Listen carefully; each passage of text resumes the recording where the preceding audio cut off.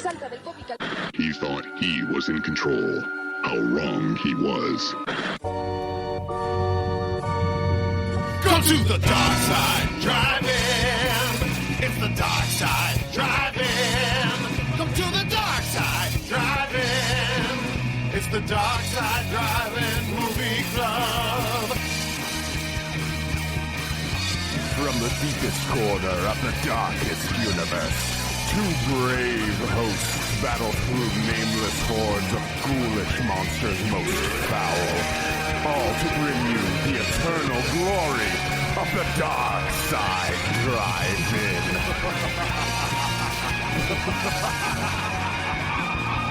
It's the dark side, driving. It's the dark side, driving. Come to the dark side, driving. It's the dark side, driving movie club. It's the dark side, driving. Come to the dark side, driving. It's the dark side, driving. It's the dark side, driving movie club.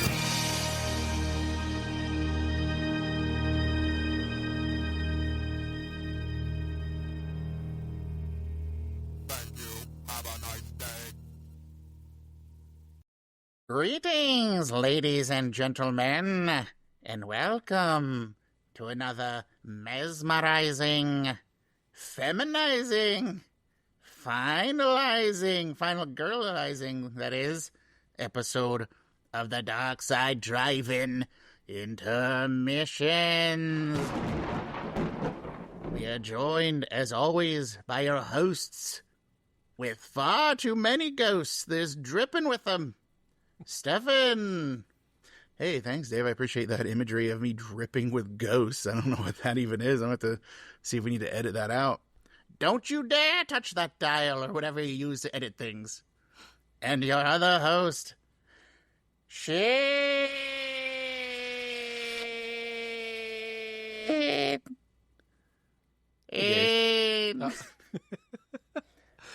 How's my second favorite Lich doing today? What? Who's your first favorite Lich? Loop from the Adventure Zone. I started re-listening. So, yeah. But he's not real. I'm on your podcast. You pay me in bones. I'm technically your employee in a lot of ways. In a very exact way, in fact, because I receive payment for services. Are you paying taxes on those bones? That's the thing. The IRS doesn't want bones. Have you tried? I picture in my head you sending them boxes of bones during audits. I teleport them to Washington, D.C. Oh, no. They think it's a threat. And in many ways, it is. So what else is new, Dave? Any new games? I heard some clicking and clacking last time we recorded. You weren't on that episode, but I could hear you gaming in the background. I was playing video games. I was playing Phasmophobia, but most of the ghosts don't behave like ghosts that I know. I mean, because they were programmed by humans, and they didn't have a lich on the dev team. They cheaped out. So, I'm just curious. Like, can you make things happen in that game? Do you have the power to influence the electronic worlds that you inhabit? No, I'm a necromancer. You're thinking of a technomancer. Ah, different thing. Not me. Man, maybe we should hire a technomancer. It's kind of inappropriate for you to conflate the two. This is problematic. You're about to get canceled. Do you know any technomancers? Look, we've been segregated for so long in my dimension that we just don't get along. We never get to hang out. I don't have a problem. Look, I don't have a problem with technomancers. Some of my best friends on TV back home are technomancers, but, no, I don't have any personal connections with technomancers. Do you have an exact number in your head of how many of your friends are technomancers? You have like 10 technomancer friends? It seems like there were a lot of technomancers on TV shows back home, but then they introduced an anti-TEI initiative, a technomancers equity and inclusion initiative. And like suddenly out of nowhere, we just don't have any more technomancers on TV. The king back home threatened to withdraw kingdom funding from any of the TV shows that continue to have technomancers on them, and it was just a nightmare.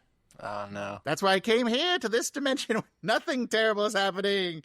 Everything's amazing. I mean, they did deport you. Well, they tried to deport him. Yeah. We went through that whole ordeal. Editor's note, put in a little box like, Smile and Stan says, check episode 2 ago. I don't know, whenever it was he talked about. Yeah, right. Yeah, we get the MTV music video bubble thing, or VH1. Okay, well, I went with the comic book panel thing, but yeah, you can go ahead and go with the more culturally relevant thing, I suppose. But actually, Dave wanted to talk about something real quick. I told him he could let's hear it. He was having a tough time. Okay, let's hear it. So, Dave, what did you want to talk about? Well, this is the anniversary of a dark time back in my reality. It's a little something we call the 9th of Hallamath. So we have a little phrase we say back home, Heed Eternal, the 9th of Hallamath. So it was a dark day in our history. What happened was a fire dragon crashed into the Commerce Guild Tower, destroying it. It was a terrible day. They say the drows were responsible, but there's a lot of question about that.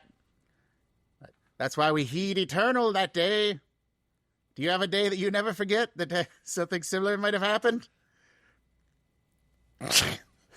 Did you?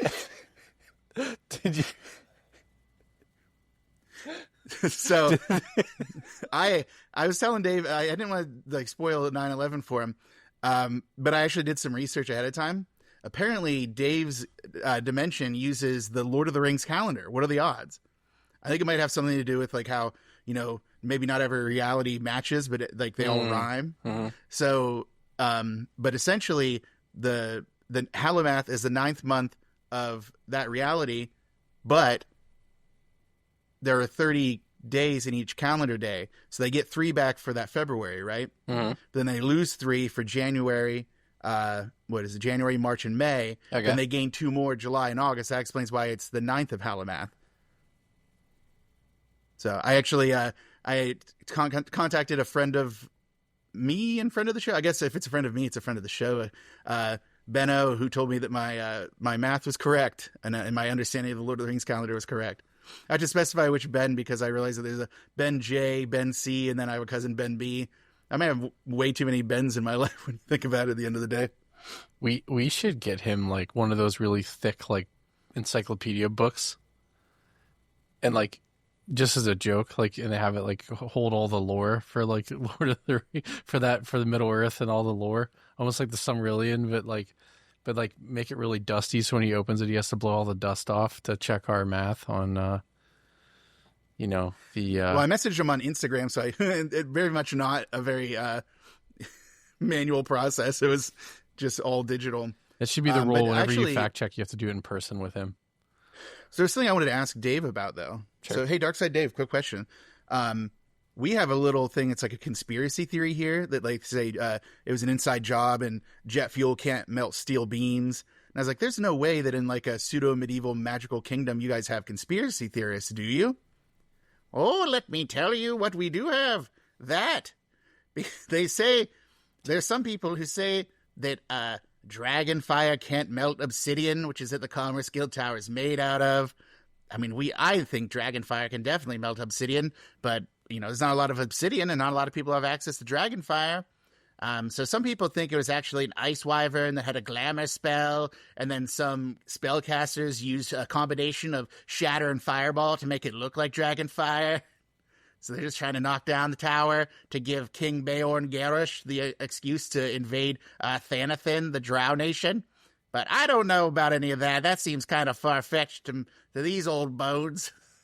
I think I heard about a documentary from your plane of existence called Loose Bones. I think that summarizes, like, it's actually loose for chains. That's what you used to hold bones down. But yes, a documentary that we put on, I guess, I don't know, fortune teller balls. What do you call those? You guys also have Tubi. We just watch them through orbs. We often ponder the orb in my reality. Frequently just spending hours in front of that orb. We have to tell the kids, like, hey, kids, get away from that orb. Go outside. Experience nature. Stop pondering the orb all the time. I mean, I'd ponder the orb, I guess. I feel like my contractual obligation is settled, and I appreciate you taking the opportunity to allow me to voice my dear historical traditions back home of heeding eternal, the 9th of Hallowmath.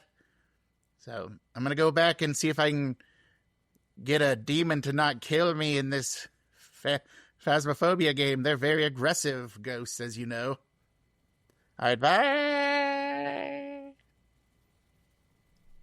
Oh, Dave just illustrated a new power. You guys couldn't see it at home. He floated through my love seat. What? To my chair. Yeah, he's learning too much from that game. Yeah, he's learned how to go incorporeal. That's gonna be, actually, it might be really cool if I can sit in the chair at the same time as him. If he can just be in like immaterial and then we can sit in the chair together. Because he loves my chair, but I'm like, buddy, I pay the bills.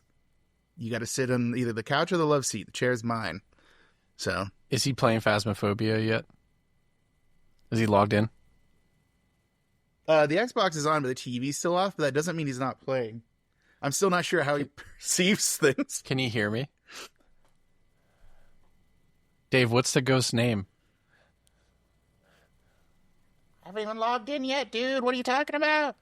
I was going to get him with the old where he says the name and the ghost attacks him. Oh, yeah, no. He's still logging in, I guess. That old like chestnut. I said, the TV's off, but I don't know. But hey, we're not here to just spend all day talking about Darkside Dave. The 9th of Hallowmath. The 9th of Hallowmath, dude. I do not quite understand how like the two worlds like calendars work. There must be some difference in how like our Earths like orbit their respective suns, but I've never gotten time to even get into how like the celestial bodies work in his world. But we mostly spend our time, talking about Love Island. Oh no. I'm kidding. Is he a Huda fan? Yes, if that's a thing that a Love Island would make joke. Sense. Okay. Yeah. I knew enough to make the joke, but I didn't know enough to have a follow up. Two of you listening will probably be excited about that. I think. So. But anyways, Shane, here we are at a Darkside Drive-In Intermission. Loving it. That's your segue to move into house creeping. If you didn't know, that was what I was doing there. I was giving you I love it. A segue, as they will. So it's like a reverse meet cute. Oh, like because I set it up instead of yeah. it just happened. Okay, that's actually pretty good. I appreciate that. That was well done, sir. Thank you. So let's move at a breakneck pace over to the breakneck pace. To the house creeping. Yeah, one that. So we did a little bit on the last episode. So by the time you're hearing this, you would have listened to our part 2 of our 3rd annual Summer Tri-Slash-a-thon episode where we covered the 1980 cult classic Maniac. If you haven't listened to it yet, spoiler alert, that might be one of our highest rated films that we've covered, maybe. And it's awesome. You should check it out. You should watch it on Tubi. Spoiler, or well, I don't want spoiler. I guess PSA. It is a little jarring, some of the scenes, so just prepare yourself. That is a understatement, but yeah, it's definitely it'll get the juices flowing. What it does, it does well, and what it does is not pretty. Yeah, for sure. Wait, hold on. What is the Wolverine quote? I'm the best I am at what I do, and what I do isn't pretty. Is that what it is? Yeah. I think someone write in and correct me if I got Logan's. I think that's what Logan's catchphrase wrong. But in terms of everything going on, we have some stuff coming down the pipeline for another project that I think should release sometime soon. We'll talk about probably. Cool Runnings. We'll probably talk about it. That's a pipeline, right? Yeah. I'm just keep interrupting you. I'm having a great time. Appreciate it. Loving this. Great pacing. So you'll hear more about that when it comes out. We have some cool stuff planned for this episode. some pretty interesting things, and we picked a new we kind of like did a little ad hoc switch. Or I don't want to say ad hoc. We did at the last second. We kind of switched our topic for a good reason, but we're pretty pumped about the stuff we're going to talk about today. I will say, if you don't know what this is or what we're doing, we do intermission episodes between our normal episodes where we cover horror movies from the 80s, sometimes 70s, sometimes 90s. And every summer, we are fortunate enough to have a large list of slashers to choose from. And we like to go through those and do 3 of them, hence the Tri-Slashathon. So stay peeled for part 3, which will come out after this episode. So, yeah, I think that's all I had. You can find us all socials, Instagram, Facebook, everything's the Dark Side Driving. We no longer use X. I mean, we still have an account. I just don't really do anything there. So you don't want to watch a AI get tampered with by its owner and become increasingly racist? It's insane how, I feel like that if any platform, if they let the cat out of the bag and it'll become unhinged, it's going to be that platform. It is just a hellscape for a lot of things. And Twitter's always been a problem, or X, or whatever you want to call it. And now the robots have taken over, and it's probably twice as worse, or twice as bad. If you've never, man, I can't talk today. If you've ever wanted to go down a rabbit hole, look up the dead internet theory, and that is basically Twitter. So, yeah, I think that's all. I don't know if you had anything you wanted to add in for stuff going on, or any little things you wanted to talk about with the projects we got going on, or anything like that. Nah. I'm going to do the Mark Zuckerberg in that one interview he did with Theo Von. Nah. Cool. I wish they could see your face right now. Long pause. Long pause. If anyone knows what I'm talking about, it was it just is proof that money can't buy you a personality. He had the charisma of a stump. I was like, Jesus, at least a stump I can sit on. God damn. They said working there in the late 2000s, 2000, before 2010, was a nightmare. He would take a samurai sword and just cut stuff off of people's desks, as they're trying to work. Have you ever seen the movie Grandma's Boy? Yes. He's like that. Yeah, he's like JD. I am a robot. Sit on my face. Sit on my face. Pew, pew, pew. Oh my God. Actually, if you've ever watched that's a good interview. Watch the interview that actor gave about that character and why they made him do that. Cause he actually didn't want to do that initially. And they're like, no, you got to be weirder. So he started doing that kind of shit. So, I'm glad they did. That's probably the standout part of that movie to me. 100%, dude. Doing all this when stuff. He's against the wall and acts like no one can see him. And he's wearing the Neo-Cortex outfit.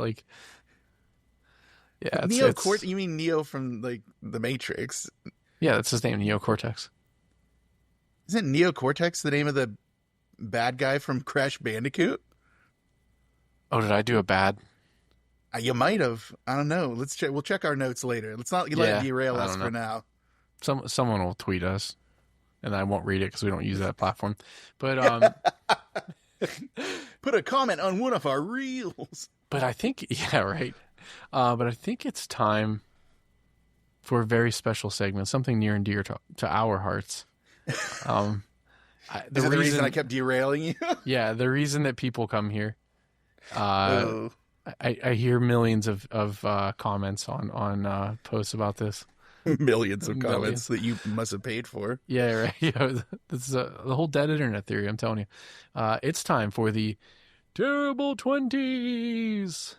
It's where we try to stump the man, the myth, the legend, Stefan himself, by playing a game of 20 questions. Happy Birthday did just come into public domain. I still haven't looked up if 20 questions is or not, so I don't want to get sued. And we don't have enough bones to cover the lawyers, so we gave them all to Dave. We can't. We can't cut Darkside Dave's pay. He would be furious. One time we had an argument about the chair, and he told me he's going to transmute me into a cat. I'm sure he could. Sometimes, I wonder, does he actually have abilities, or you know what I mean? Like, I think one time we should call his bluff. We should get someone else to call his bluff, not you or I. Yeah, I'm not doing it. I have to live with them. What are you talking about? We'll There's figure a it out. delicate ecosystem in play here. Maybe, we have a special guest coming up. We should have said that in the house creeping. Yeah, literally the next thing we're going to record is with our special guest. So get excited for that. We're very excited.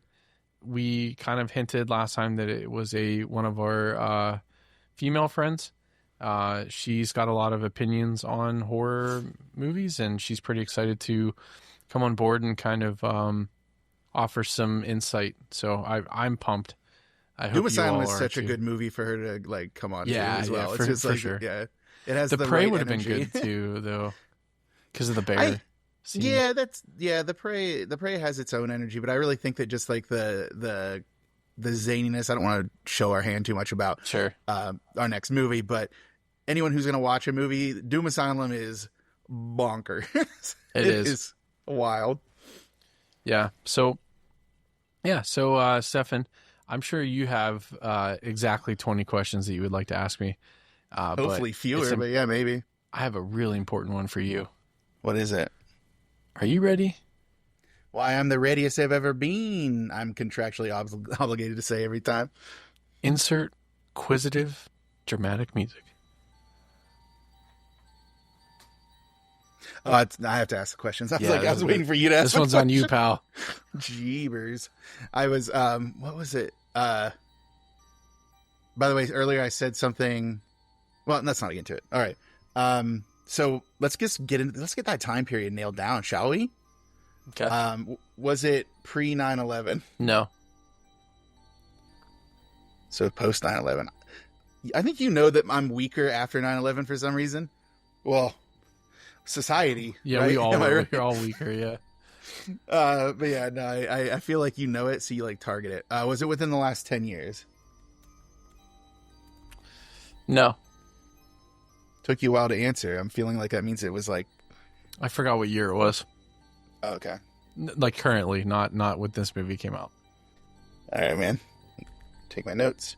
Alrighty. Was it a remake? No. Is it a sequel? No. So it's between 2001 and 2015. Is it part of a franchise in any way? Let me look. I don't think so. There was a rumor. I'm going to say no. No, it's definitely not. Okay. And it's not part of one of those extended universe kind of things. Cool. All right. Let's try to narrow down what it is. Is it a creature feature? Is there a creature we're dealing with? No. Well, hold on. Is it a Say that again. Ask that question again. Is it a creature feature? No. Is it a demon? I would say yes. Interesting. Is it based off of folklore? Kind of loosely, not. Shane. No. Okay. So no remake, no sequel, no franchise. Demon, but not folklore based. Here's one. Well, no, because franchise would go both ways, right? You interpret franchise go both ways, right? Yes. So if like it had sequels, then Yes. it would be okay. Or prequels. Right. Yeah, exactly. Yep. Let's try to narrow down some information about maybe the director. Is the director like well known in the horror world? No. I would say no. Okay. This is gonna be a tough one. I'd focus on what it is or like what it does more than people in it. Okay. So what behavior the demon exhibits? Yeah, or something. I would go that route rather than the people in the movie because I think that's going to lead you down a path of doom. Is it like an exorcism movie? Like, is there some kind of exorcism happening? Ooh, And by that I mean, is that like the crux of the film? Not that No, there's no, some kind no. of... Okay. No. I was thinking like your exorcism of Emily Rose. Yeah, that's why I was saying yeah. that, like, yeah. No, it's not. It's not like, yeah.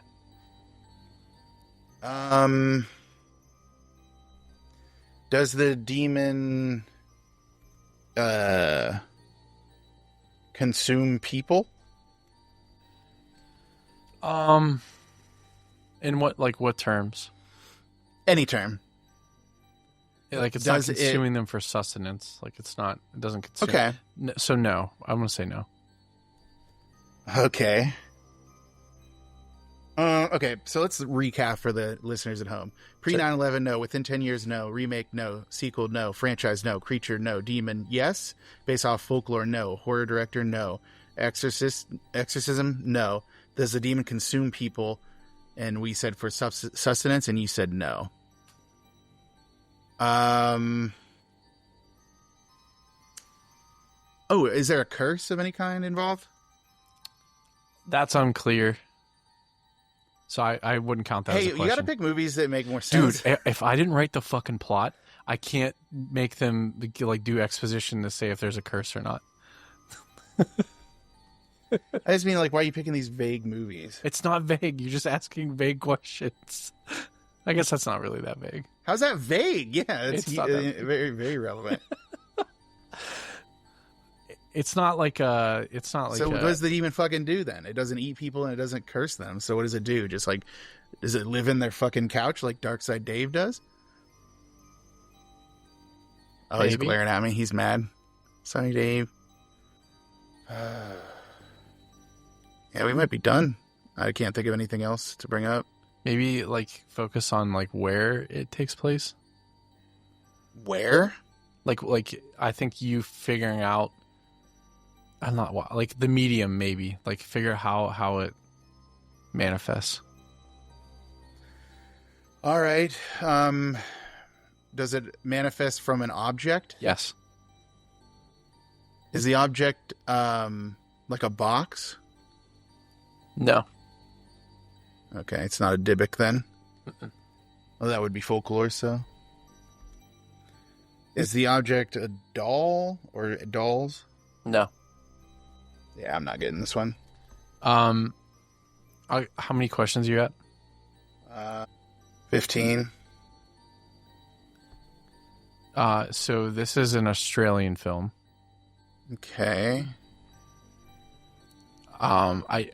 The movie I thought was more of an English film, but it has that vibe. It is a like UK type film, but it was predominantly filmed in Australia. Does that help at all? Helpful? No. That did nothing. The only Australian horror movie I know from this area is like Wolf Creek, and that's a slasher. It's not a demon. Okay. So maybe like don't get so hung up on demon as much. Like, maybe the only lead I have. Yeah. Okay. Well, no, but like maybe it's like an entity or like a being. Because again, the movie doesn't offer a lot of like of what's going on. Like you don't get a lot of answers. Is this movie well regarded? Yes. Is it found footage? No. No. There you go. That was the only lead I had. So are you 19 or 18? You have one more question, and then you have to guess. I'm at 16 or no 17. Okay. I have one more hint for you, and I think it'll give it away. So like I'm trying to wait till like the last. But if you want me to give it to you, I will. I mean, whatever. Sure. I'm like literally not finding any information. So let me try. I can split this clue up into two. So one will be not it. This object surrounds something that like you would like a child would use or something like that. You would do something with a child with. Oh, no. Does it have like specific rules attached to it? Yes. Kind of, yes. Wait. So, okay. Is it like involve like a tooth fairy legend? Kind of. If it's what I think I think that's what it is. Is it Darkness Falls? No, I'm sorry. No. Okay, then I lose. The Object is a book. Cool. It's like a children's book. Oh, the Babadook? Yeah. It's That's not Australian. Yeah, it is. Like it's what it's. What then? What is it? It's billed that way. I thought it was British. I looked it up. My bad. I thought that was going to help you. No. Oh yeah, I guess it is Australian. I never thought of it that way. That's interesting. Yeah, but this movie's tough. I probably shouldn't have picked it because like they really don't give you a lot of information. Like this thing is just terrorizing these people, and it's kind of is what it is. Yeah, that was a bad pick. If you want, I can cut this segment. If you want, No. We'll keep it in. That was a disaster. I guess it is a demon. I didn't really think of it as a demon. I didn't either. It is though. Like it possesses people. How is that not a curse though? It never, because they never say it's a curse. I guess like I thought that book was cursed. That was the whole idea. But they never. I guess yeah. That's true. That's what I'm saying. Like this probably was a bad one because they don't really flesh any of it out. No, you got to keep this in now. Well, we'll take this as a draw because, like, much like what was the one the naturally occurring werewolves. I think that like this movie, very cool. I liked it a lot. Oh, it's a great movie, yeah. But about a cursed book that a child reads, and okay, but like you assume it's a curse, but then if I start, I mean, it's going by the context that it was a cursed book. Okay, yeah, okay, but if I had any context clue to it, you yell at me. So like, I don't know what to do here. We're in an impasse here. It's called impasse. No, or impasse. We're not even there. We're not even at the impasse. Yeah, impasse, not impasse. You got me so flustered I mispronounced a word. Well, there you go, everybody. This is why I hate this game. Yay. Cool. Keep that pause in. That was a long pause of me just drinking whiskey because I'm furious. All right. I literally, coming into this, I'm like, I don't think I should pick this. You shouldn't have. We're moving on. Shane, we don't have time to sit here and Monday morning quarterback or whatever, armchair general. We're moving on. Oh, I guess I should say what we're moving on to. We're moving on to a segment created by none other than Shane. I finally let him make a segment. It was actually just such a good segment. I couldn't turn him down. It is Femme Finale. Sometimes I have good ideas. Most of the time they're not. They're terrible. This one worked out. I can't, like when you pick the Babadook as the 20 questions. Look again, but like it was bad. That was a bad pick. You know, that's like picking one of those movies where they just walk around and not talk for like 2 hours, and you have to guess it. I'm sure if my mom can get past how I swore out of frustration during that she'll also scold me for being mean to you at the end. But this is how you learn. So you gotta pick on him so he learns for next time. But yeah, so Femme Finale was a idea that Shane came up with, where he wanted to cover 2 movies with almost the same name and have one of the same actors from 10 years ago in the year 2015. And I thought it was too awesome to pass up. So what are the 2 movies, Shane? So we are covering Final Girl 2014 and The Final Girls 2014. You think that anyone involved in these projects would have warned the other that they were doing this so they would change the title. They're 2015 though, not 2014. 2015, my bad. Sorry. Yeah. My bad. The whole Babadook thing has thrown me because that was 2014.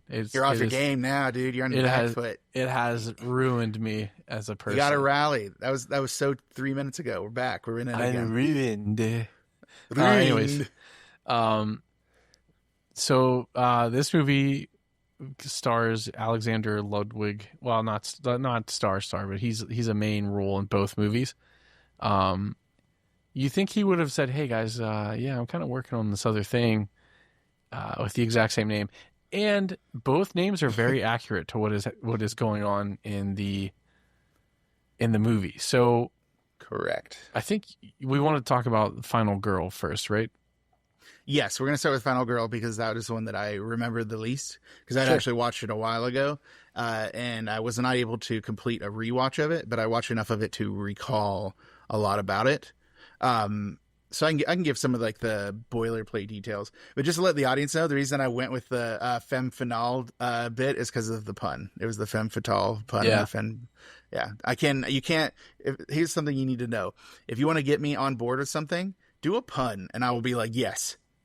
Yes, I want that, whatever it is, straight into my gullet. Final Girl, directed by Tyler Shields, written by Adam Prince, Johnny Silver, Steven Scarlatta, and Alejandro Seri. So a lot of writers on that, but I think that most of them are, other than Adam Prince, were like story credit, so you never know how much they were involved in the process. The cast, we have Veronica is Abigail Breslin. Jameson is played by Alexander Ludwig, who we mentioned. Danny is played by Logan Huffman. Shane is Cameron Bright. Nelson is Reese Thompson. Gwen is Francesca Eastwood. William is Wes Bentley. Always nice to see Wes Bentley in there. And then there's Jennifer is played by Emma Pates. So there you go, setting the stage for you if you want to dive in. Yeah. So always good to see Wes Bentley doing stuff. He is. Other than Ghost Rider. Yeah. Oh God. Do you want me to get into like what's kind of going on here in the movie? I do.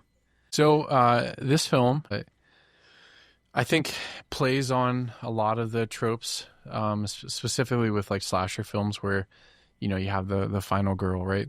So Wes Bentley's character William in the movie finds a young girl who lost her parents. And he kind of puts her through like an IQ test of some sort, and to train her to basically combat these types of people, like sadistic killers or serial killers or slashers, right? So they do like a pretty robust training montage of him trying to prepare her for like what's going to happen and what he's going to do. You kind of get the feeling that there's some weird tension going on between the two of them, mainly probably her because she really hasn't been around anybody else except for him. So then he kind of finds that there's a group of young teen, I think they call them teens. Yeah, I'm pretty sure they're teens in this movie. Teen boys who are killing young blonde women for sport. And he basically turns her loose on them, right? It sets her up, and then she kind of infiltrates that group and goes through and gets them to take her to like their, their killing lair, ground, right? Yeah, killing ground. Thank you. She has like a little babe in the woods routine to make them think she's a good target. And he trained, and she's been trained for this. He trained her on like using drugs and sodium pentothal and all that stuff. So she essentially tricks them. They played this game of like truth or dare. Which is rigged, obviously. Like there's no real way out of this for her. Yeah, so rigs. Anyways, so they have the game and she gets tied up with a belt, and then the dare she gets is die, and then she tries to leave and they don't let her leave. So they say, hey, we'll give you a 5-minute head start. What they didn't know is that she had spiked liquor with DMT and some sodium pentothal. So they all drank it except for the main character or the main antagonist. I'm trying to think of Jameson. The one that's played by Alexander Ludwig. Yes. Just a heads up. He's like the ringleader of the murder gang. Correct. So they all drink it, and then and for those of you that don't take DMT, in the movie, they lovingly call it's what did they say? It's like acid on steroids. Oh, did they say like I don't know. Anyways, it's really strong. You hallucinate, and it's going to make you go crazy for a couple hours. So she drugs them, and then they set off into the woods. And I think this is where the movie shines, the cinematography that they were able to capture with like the light between the trees and stuff, like they did a pretty good job. So then she quickly dispatches of all these characters until she gets to like the final standoff, which is like the final girl, where she bests Alexander Ludwig's character in a pretty cool fashion. I don't want to spoil it, so you should watch it. It's pretty gnarly. The effect, the unexpected thing is it seems like it'll be your standard, like, the tables are turned on the murderers kind of movie. But because she drugged most of them, a lot of the kill scenes are like really stylized because it's like how they're perceiving this event. It's like, it's very interesting. It's like a Wes Anderson film. It's like, well, no, it's good. Yeah. But it's if no one hates Wes Anderson, then I'm dead. Yeah. Right. But the style, and I really appreciated the physicality of her performance in this. A fun fact I looked into while we were kind of getting ready to do this, Abigail Breslin did a lot of her own stunts for this. Oh, really? That's awesome. Yeah. So a big part of it is that this was her trying to like break out of like the child actor role. A lot of these actresses have this thing where they want to be seen differently. Like, this is a good way to do it.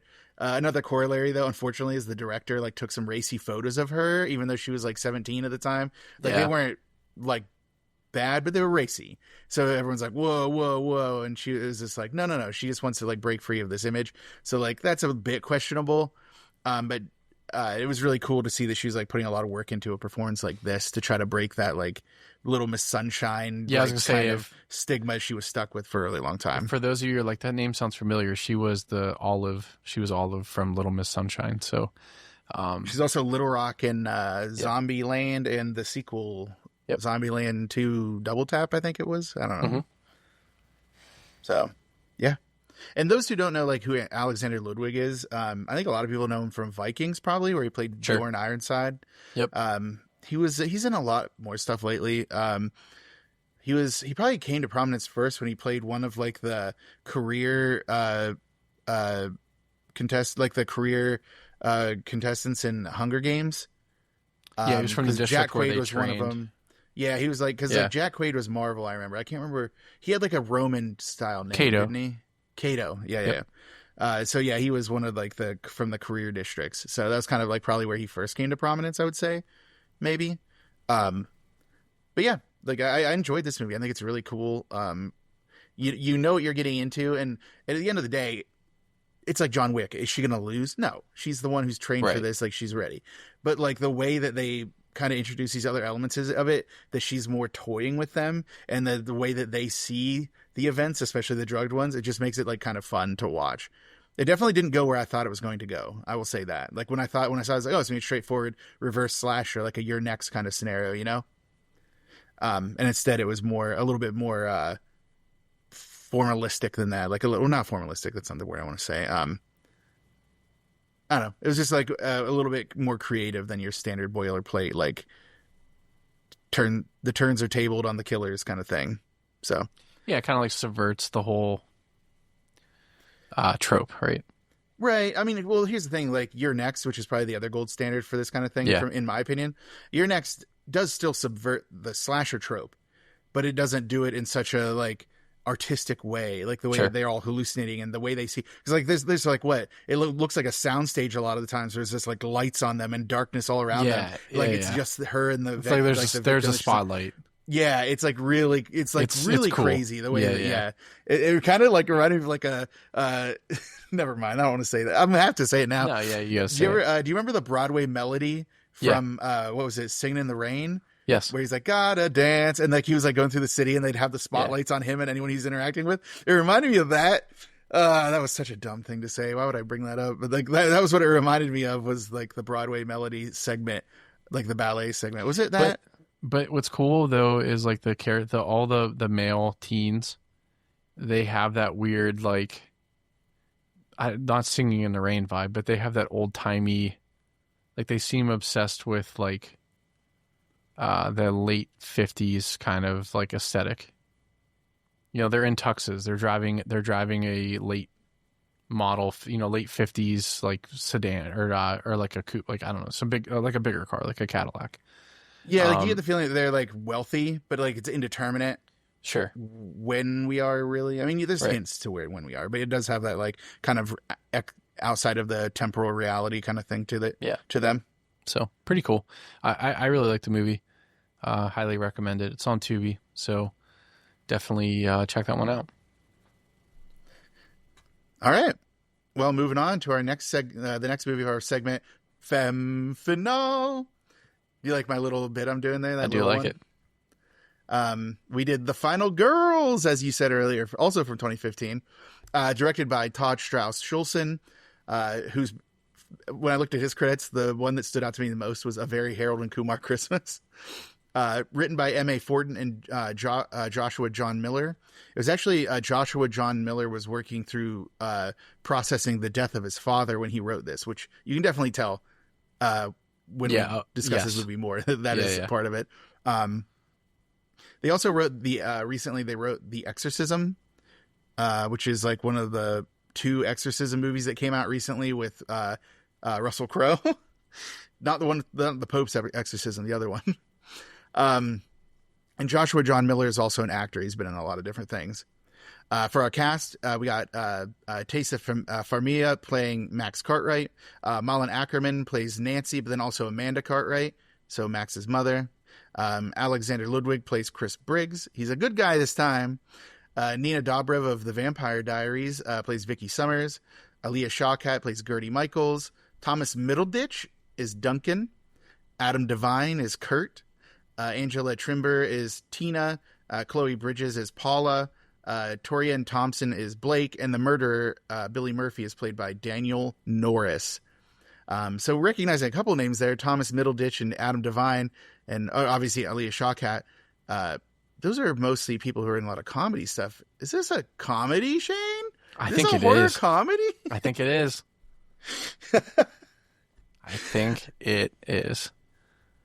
It is. And honestly, it's rated PG-13 too. So if there's people out there, I know I have a couple friends that are like, man, it would be a good like horror movie to watch with my kids because they don't want to show them all the blood and gore, traumatize them for life right away. Mm-hmm. Wait for years to expose them to something terrible. This would probably be a good one because it isn't that gory. I mean, there are people dying, but it isn't all that gory, and it's kind of silly in a lot of ways, but also at its heart, pretty sweet. Do you want me to go through the plot of this one, like just a high level flyover? I think it's worth talking about because it is pretty cool. Yeah. So Taysa Farmiga's character, Max Cartwright, her mother, Amanda Cartwright, is played by Malin Ackerman, was an actress who was best known for a role she had in a horror movie in the 80s, like a slasher movie where she was murdered. It was kind of a cult classic movie, one of the ones we would probably cover here during our summer Try-Slash-a-thon, which is kind of a funny corollary to just this is also when this episode is going to drop between. She's struggling now. She's having a hard time getting more acting work. What was the name of the movie? Honestly, I should have wrote that down. It was like Camp Blood or Camp something like that. Like, give me 1 second. I'll give you 3 or 4 of them even. All right, that's been 3 or 4 of them even. Did you find it? Shane's so mad at me today, Camp guys. Bloodbath. Camp Bloodbath. There we go. I was missing one part of the word. That's Camp Blood. Camp But Bath. yeah. But basically what happens is while they're having like a mother-daughter moment where they're stressing about bills, then suddenly like the Amanda Cartwright, Malin Ackerman's character starts, what was the song they lip sync to and they dance to? It's like Betty Davis Eyes. Yeah, it is correct. They start doing that, but unfortunately they get distracted. Car accident. Her mother dies. So Max Cartwright now, Malin Ackerman's character is dead. But then later on, while she's meeting with some friends to study for school, including like Chris is played by Alexander Ludwig, Aaliyah Shawkat's character Gertie Michaels, that's who she lives with, right? That's like family friend, it seems, or is it her cousin? No, she lives with her aunt. Yes, Gertie just picked her up for school. Oh, I thought that Gertie was her cousin or something. Okay, so she lives with her aunt, but Gertie's a friend of hers. Yeah. Yeah. So essentially, the movie gets going with Gertie's stepbrother is played by Thomas Middleditch, Duncan, comes and they're doing a showing of Camp Bloodbath and Camp Bloodbath 2 at a local theater, and they want Max to be like their special guest, right? Because it's her mother's like big movie. He convinces her to do it by saying he'll like basically cover all her work in one of her classics classes, which why would you do that? Classics are amazing. I took 5 classics at Westminster, but 5 classics classes. All the 3 of them were Latin, so I guess technically just 2. But neither here nor there. She decides to agree because of that. So they go to the movie theater. Chris, her love interest, comes to be supportive because it's also somehow coincidentally the anniversary of her mother's death, because of course it is. How could it not be? And then you get random girl Vicky, was played by Nina Dobrev, who's dropped off by another guy to join them. I get the feeling that she had a past with the love interest, Chris. Yeah, they dated. Yeah, clearly.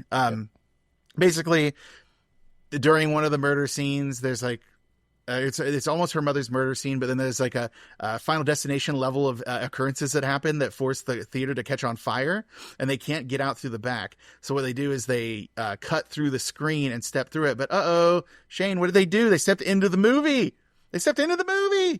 So yeah, they find themselves in the movie. It's kind of funny how they introduce the concept, because they think they might be in hell or something, because it looks like a movie, like the colors are too bright or whatever. Mm-hmm. Like, wait a second, where are we?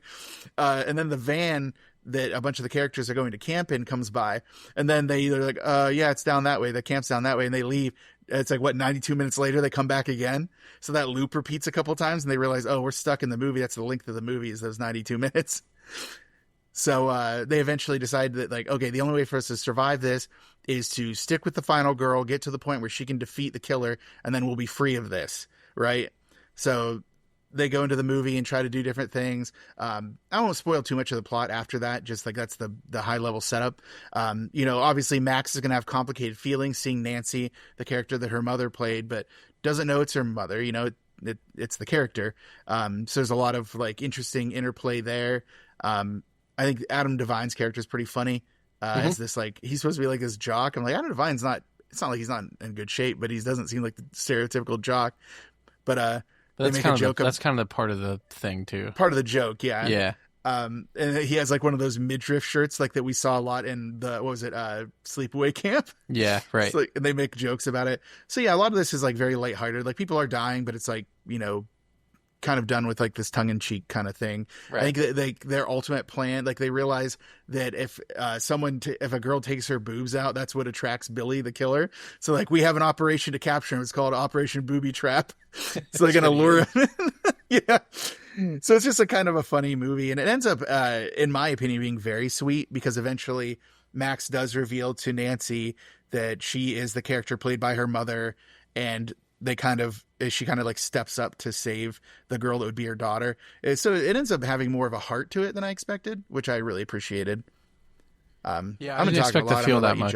Well, I didn't expect to feel that much in this movie, and in the whole, like, they do a great job at making fun of, like, again, the slasher tropes of like, this is which part of the movie this is, but then like there's like a weird fourth dimension thing kind of happening where like they have to experience it as well. So it's really cool. I don't want to spoil anything because I think it's worth watching to see how they kind of handle these situations, because they are very amusing. I think the only thing that was kind of weird was, and I guess because they're just trying to be, movie logic. They don't really like explain how people do or don't die. It's kind of, I don't know, it's just kind of funny. Yeah, part of it was like their presence and what they do kind of alters it. Like their presence just alters it. So when like the original final girl dies, it's like, wait, that's not how this works. It's like, now we got to find another virgin to be the new final girl. Like, it was just, and I think probably my favorite bit in the entire movie is like, oh no, the killer's close to us. Quick, initiate a flashback. So she starts telling the story. That's what I was saying. Like, and it's so. It's like, funny, he's almost to us. Let's initiate. What is it? Is it they initiate the flashback, and then the flashback has a point where like the '50s car shows up, and then it hits the killer. The killer's like confused. He's looking around. He's like, what? It was just like, it plays with these tropes and it's kind of funny and clever. So I appreciate it. I'm glad that you brought this up because I knew the movie existed, but I'd never taken the opportunity to watch it. Yeah. So I definitely recommend it. Unfortunately, the only place I could find it streaming for free right now is on the Roku channel. I mean, Roku channel is free if you have a Roku, but you said you can get the app on other things too. So yeah, I couldn't get it to work. Case. I couldn't get, so I actually rented it on Amazon for 99 cents. So it's a good movie. I think it's worth 99 cents. I agree. Yeah. But yeah, it's fun. It's got more heart than I expected. A really cool thing is they kind of played to the strengths of their performers. So like there's a lot of ad-libbing that was being done by Adam DeVine and Thomas Middleditch. Like they're both like known for doing comedy stuff. So they just kind of let them riff a bunch. So there's the bloopers were funny. The bloopers at the end. I was very excited about that. Yeah, it was funny. Yeah. I kind of want to like, I hate to do this. I'm sorry. So if you care about spoilers, just go ahead about 30 seconds. How they get sucked into the movie is insane to me. Like do you remember that sequence of events? Yeah, the fire, and then she used the... Well, but so the things were happening in the theater at the exact same time they were happening in the movie, and that's how they like linked the events. Oh yeah, because he like lights the lighter at the same time. They drop the booze, and then but that wasn't I don't know. It's just interesting. She brings the knife down or whatever she uses to cut the screen at the same time that her mother's being murdered on screen by the murderer. Yeah, so there's a series of events that happen. Yeah, it synchronizes that. I didn't know that. I thought it was just coincidental. I didn't realize that was the power that did it. No, I rewound it. And she didn't have that secret ticket that the kid in Last Action Hero had. Right. So. Did you get Last Action Hero vibes from this? Because I totally did. I was like, it was playing with all the tropes. It was doing all these things. It was good. I liked it. A little more gore than Last Action Hero, but I mean, but that's the trope. Well, no, it's not gore though. It's PG-13. It's not gore. Right, but that's what it's implied gore. Yeah, right. Yeah, sorry. How dare you? How dare I? Cool. All right. Well, that's our quick little segment that we call Femme Finale. I liked it. I thought that was a really cool. You should do more bits, Shane. Don't have me come up with all the puns. I'll do what I can. Sometimes they're good. Sometimes they're not. Yeah. So. I'll shoot them down if they're bad. Don't worry. Thanks. Yeah. I know you will. I can always count on you to tread all over my feelings. So. Yeah. You're like, tread softly for you tread on my dreams. Like, nope. I got my heaviest boots on, walking on them dreams. Damn boots. All right. Well, do you want to introduce the next segment because you were in touch with the individuals that we were in touch with to bring it up? Yeah, let me pull this up real fast. So, we were contacted on Instagram by a group called Horror Horde Pictures. So Jay from Horror Horde Pictures reached out to us. Having trouble with all the R's. You're someone over that horror horde, aren't you? Yeah, well, it's just like horror. No, but I think it's our accent, and it is. Part of, it's part of like the U.S. Yeah, we don't do these sounds all together like that.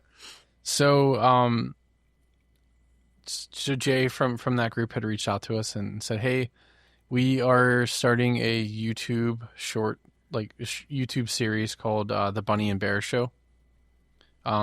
I think it's just Bunny. Is it Bunny and Bear or Bunny and Bear Show? I'm trying to see. The Bunny and Bear Show. It is the Bunny and Bear Show. Yes. By the time you hear this, it would have been released. As we're recording it hasn't been released yet, and they were trying to I think they were trying to help us out by giving us a scoop on it, but our recording schedule is way too far behind for any of that. Right, and we try to do things like a week or two ahead, and we've got some stuff going on that are causing us to record in advance. But I will say, so they did send us a private link. We both watched it. They asked us to not spoil it, especially if it's going to come out before the 26th of July, which is tomorrow. It's in an hour for us. So it's 7 p.m. UK time on 7/26. But I told her that we really don't get into spoilers too much. Like where that's not, because we did the stuff with Mr. Sandman, and I think we kind of respect new IP. So we don't want to like ruin the watch. And honestly, I think it was like what 6 minutes. I think less than that. I think it was like So it's like just short of 5, like 15 seconds short of 5. So it respects your time. So I'm gonna post it once it's actually out and released. I'll share it on our page, and we'll kind of figure that out. But I had some thoughts about it. I didn't know if you wanted to go first or if you want me to kind of kick it off. But I think we want to talk about the style, right? Like of kind of what this is.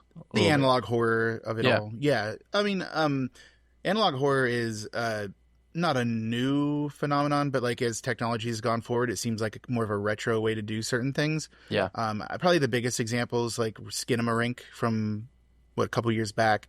That's huge in the analog horror space. One of my favorites is WNUF Halloween Special. The idea is just like using older technology and stuff like that, kind of having like an older, more retro feel to it. Yeah. The Witch of the Woods introduced me like 5 or 6 times to the concept of the back rooms before I finally looked into what that is. That's kind of also like got analog horror vibes to it. So very different style from this. Not spoiling anything, I'm just saying very different. Like the backroom style in this is very different. But the idea is more about like the approach that they take using like older video equipment and stuff like that. And like you'll see some tracking and stuff in the shots, and stylistically it can't go wrong. I really enjoy that. Like the way the sound kind of feels a little tinny because it's coming through like older, like microphone equipment. Just really interesting style. I think that that's a really good way to do something like this, because it makes it feel more authentic. I want to say it feels like tactile in a way. I don't know. Maybe that doesn't make a ton of sense, but that's just like what comes to mind when I think of it. Yeah, and I think if you watch it, you'll understand that critique of it, because, to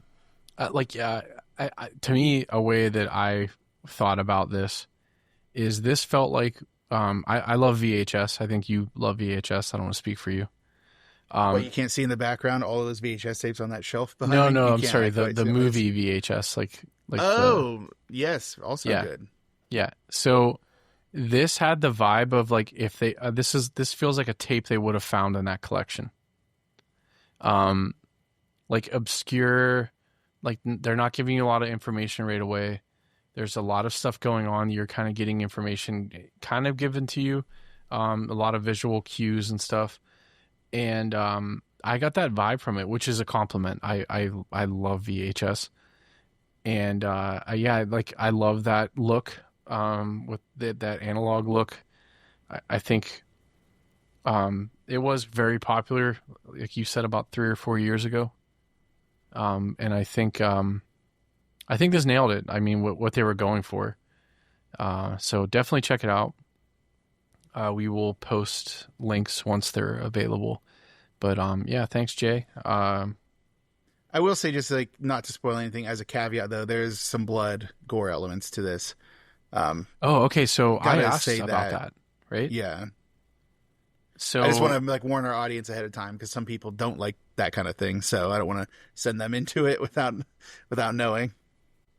Yeah. So I was curious, like the special effects in this are great. All practical, right? And I'm a sucker for anything with a mask. So yeah, you are. I am. So like I love The Strangers. Like I love movies like that where it's just like a weird mask, looks cool, don't talk a lot about it. It just exists because it's there. Love it. But I asked them, like, how did you get around the terms of service of YouTube? And they didn't say a word. YouTube has no issues with any of this stuff. They do cut away quickly on stuff, like they're not showing, like it's filmed very, very well. So yeah, they pick their angles. Yeah, for sure. You can definitely tell though. That's interesting. Yeah, I guess if Google's not Google, no issues, YouTube's not none at all. Anything, It's so the way they're going to release this, I believe they're doing one a month for now. So I think episode 2 is set to release in August. I would assume if they're hitting same dates, it's probably going to be the end of August. So definitely check them out. Follow them on Instagram. They have a lot of cool their promo material is very cool. So definitely go check it out. and they gave like a really nice like, hey, this is our channel. This is kind of what we want to focus on. And they like laid their topics out. Like, this is exactly what we want to do. I'm saying they because I'm sure I don't think it's just one person. I think there's a group of people working on this. I could be wrong, but I mean, on screen there was more than one person too. And yeah, but like the people behind the camera, so I assume there's more than one person yeah, involved. But so it very clearly laid out. This is what the kind of horror we're going for. This is what we want to do. And they're capitalizing on it. So awesome. It's super cool. But yeah, check it out. No, yeah, for sure. I'm very interested, particularly the characters weren't what I expected. I'm very curious to see more about them as it goes on. I'm hoping that some of that happens. But yeah, no, it's always good to support, people that are following their passions and doing interesting, work. It's always cool. For sure. So I'm glad that, whoever reached out to you reached out. Yep. And hopefully our 10 listeners help them out. I've got more than 10 listeners, but yeah, I appreciate it. How dare you? But anyways, yeah, the Bunny and Bear Show. Yeah, check it out from Horror Horde Pictures. You know what? We have a lot of Instagram followers for like what we do. And I think people think we're a lot more popular than we are, which I'll take it. Like, hey, but yeah, we have more than 10 listeners, but yeah, I think people reach out to us thinking like we have like, I don't know. We were really active on social media when we first started this, and it paid off. So we should try to get back to that. But yeah, I would unexpectedly, I don't know. Well, this isn't the first time. Weird way to end that segment. Well, no. So but people reached out to us. People think we're way more influential than we are, but yes, right.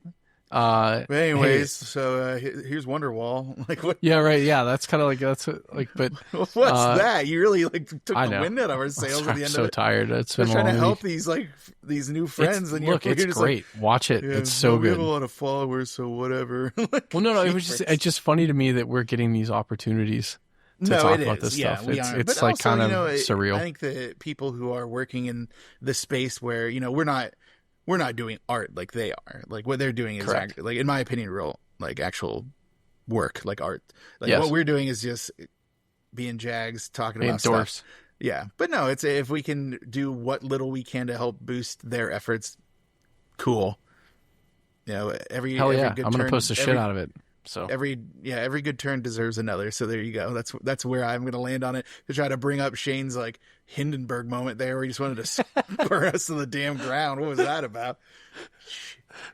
Sheesh. Sometimes you stare to the abyss and the abyss stares back. I don't know what's going on. Geez, like if you get your eyes off that abyss, look at the sun and look right into it. Stare directly into the sun.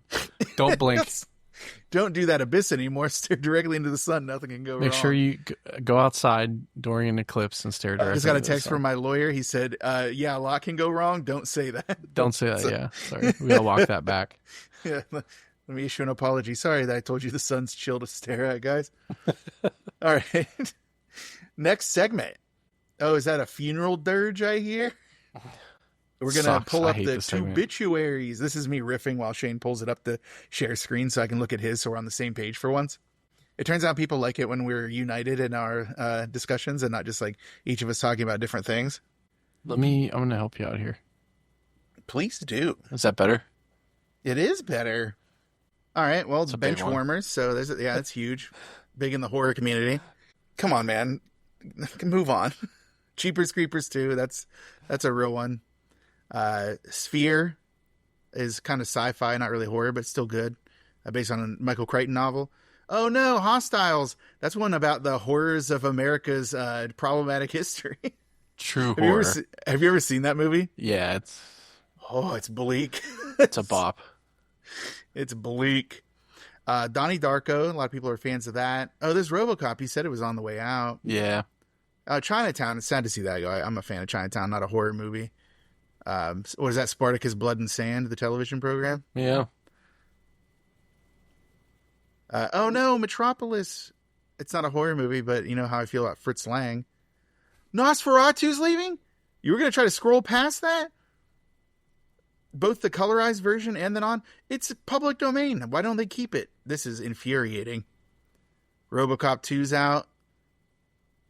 Troll Hunter? This is Day of the Dead is leaving. Dog Soldiers is the best werewolf movie in existence. Actually, fun fact about... Stop scrolling. The fun fact about... A fun fact about Dog Soldiers is, number one, it's one of my favorite werewolf movies of all time. Number two, if you have Shudder, Joe Bob Briggs just did it on the last drive-in. He did a werewolf night, and he did Dog Soldiers, and then what was the other one? Bad Moon, I want to say. It's like a movie about like a werewolf that's under suspicion from a family dog, which is awesome.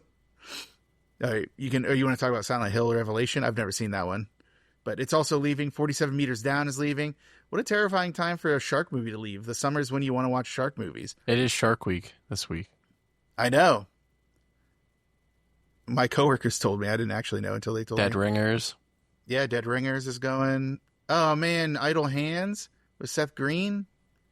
No! The Void? That's actually one of my favorite movies. It can't leave. Why? You better get a watch in. Well, I already have. I own it, but still. The Tall Man is leaving. Freaks, but not the old one. Apt Pupils, kind of a Stephen King based one. The Fog remake is heading out. Plan 9 from Outer Space in color, but the colorized version of that's not great. I think we're good. You can keep moving on. I Spit on Your Grave. No one's going to miss that. Death Race 2000. Some people might miss that, including myself. The Adventures of Pluto Nash. What a terrifying time. Looks like it says Carnival de Almas. I don't know what that is, but it looks creepy. Carnival of Souls. I know what that is. The other one next to it. Yeah. Oh, is Demons really leaving? I wanted to do Demons. We better hurry up. Demons. Oh, the Beyond. The bird with the crystal plumage. Piranha. This is awful. This better not actually happen. These better... I'm going to be like, say psych right now. We Are What We Are. Survival of the Dead. Not the best of the Romero ones, but still good. Quarantine 2. Oh, Jeepers Creepers. Night of the Demons? We're losing so many of our episodes, dude. I know. Oh, Wormwood, Road of the Dead. That's actually a fun little movie. That's sad. Whoa. Swamp Thing. I like Swamp Thing. I like to think that you lingered there because of McClintock, but with John Wayne. I did. McClintock. Yes, of course. House by the Cemetery is heading out. Tales of Halloween. That's one of my favorite, like, Halloween-based, like, anthology films. And Black Sabbath, Mario Bava, probably one of Mario Bava's best-known movies, is heading out. Oh, man. And The Most Dangerous Game in Color. Yeah. That's devastating. I hope these things don't all leave. That's going to be actually sad if that happens. They added a new category. Let's see where... I never go on Tubi on a browser, so I didn't even know. It's called Back by Popular Demand. So some of the stuff is coming back. Yeah, hopefully. And it's leaving as soon as it comes back. It's insane. So, dude, I'll never quite recover from the whiplash I felt when they brought back Night of the Creeps. Blob. No, Night of the Creeps. That was insane. That was only for like a week. I was there for like 8 days, and then they took it away. It was crazy. And Tom Atkins is one of the best actors on the planet. Why isn't everyone crawling to get that episode on their streaming service? I'm furious. Hard to say. I'm the maddest I've ever been. I feel it. All right. Well, that has been Funeral Dirge Plays Again, the two obituaries. That's what's leaving Tubi for now. Hopefully licensing things work out that nothing leaves and everything is available to us for free forever, because that would be rad. So I'm going to do, before we close out, call in Darkside Dave to give us the old get out of here. I want to say thanks to Rebel Revolver for our theme song. We love it. It rules. They're great. Check them out on social media. Check them out on Spotify. Listen to their music. They recently had a music video. You can watch it on YouTube. They are, if you're local to the Pittsburgh area, on their social medias, they're going to talk about upcoming shows. I know they have one scheduled for, I think, August, right? Yes. I'm pretty sure there's one in August. So right around the corner, especially when this gets released, it'll be right around the corner. Yeah. So, sure will. Yeah. So support them because they support us. And then I just also wanted to add a real quick thank you to Horror Horde Pictures for reaching out and letting us take a peek at your work. We appreciate that. We're a pretty small outfit, so it's kind of fun to interact with creators and, you know, get a better idea of what's going on in the, you know, horror community. So we appreciate that. Yeah, and if anyone else has any content they want us to check out or things that they think we would like, or, you know, hey, review this for us, or, you know, like Matt Schmidt reached out to us. That was awesome. That interview was a lot of fun. That took some planning. So, like, you know, reach out to us. We're happy to talk and work through stuff. So.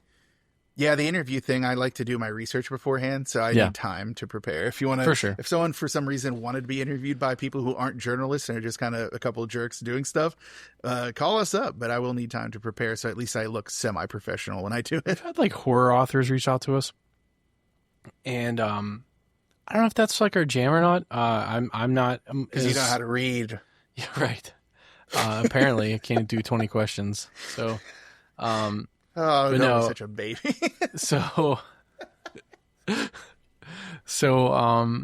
I mean, like, I always run it past Stefan. I'm not an expert in that field by any means. I'm not an expert in this field, but that one's like definitely more than this. What, books? So yeah, no, like just, yeah, honestly. Yeah. So, yeah, just reach out to us. We're happy to check stuff out. So cool. All right. Well, let me see if Dave's in a good place in his investigation. Oh, looks like he's dead. He can't communicate with his teammates anyway, so let's get him in here. Well, well, well. I am back and ready to say goodbye to everyone. Hopefully, you're enjoying the sweltering summer nights, sweating from the pores that you have because you're not bones like me. To enjoy air conditioning and feel it with your nervous system, which I also don't have. Wait, Dave, don't get all wistful. Don't look fondly upon your time when you had skin.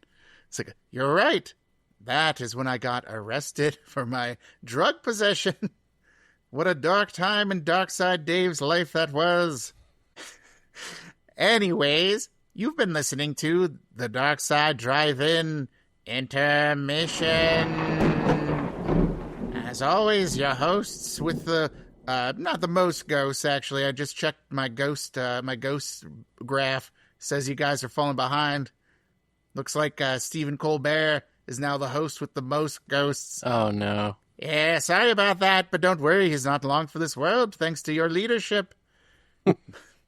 So you're the host with the second most ghosts. Stefan. Thanks, Dave. We appreciate that. I'm glad that you have, a ghost counter that says how many ghosts hosts have? Everyone needs a hobby. Some people bird watch. I ghost host watch. And Shane. I'm glad you're up on current events. That's why I enjoy talking with you. Stefan spends a lot of his time working, and I just sit there scrolling on TikTok. Doom scrolling. Yeah. Well, I'm already doomed. And also I can cast spells that afflict with the doomed condition. So watch yourself, Shane.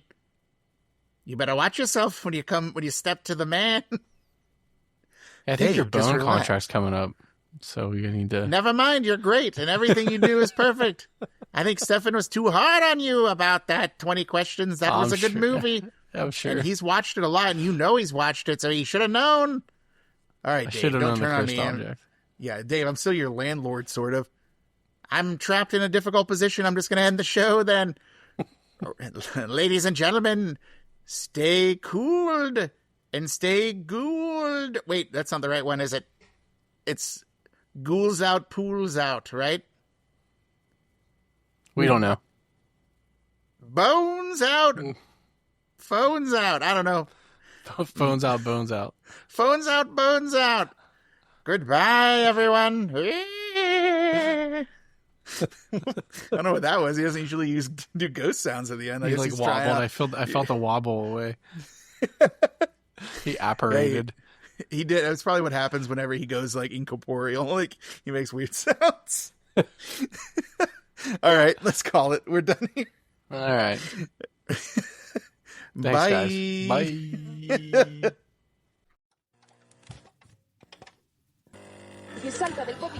He thought he was in control.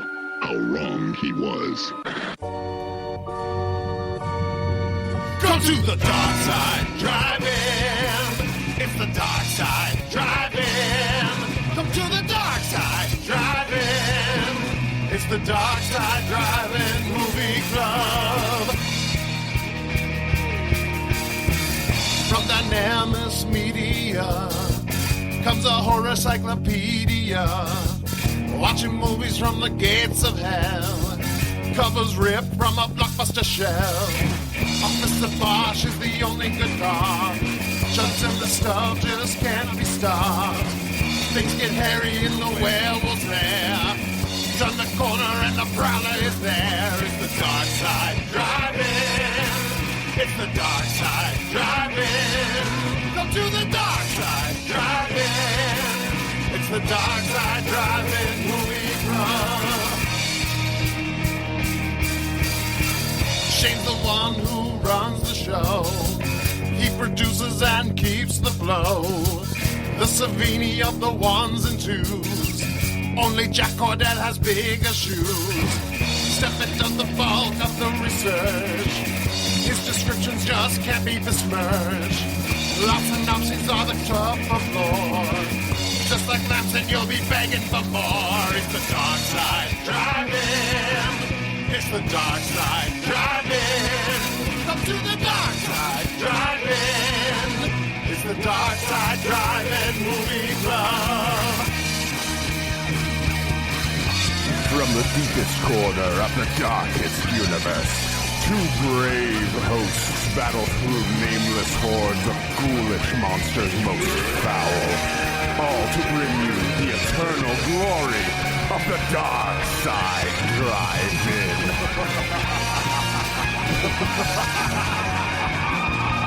It's the dark side driving. It's the dark side driving. Come to the dark side driving. It's the dark side driving movie club. It's the dark side driving. Come to the dark side driving. It's the dark side driving. It's the dark side driving movie club.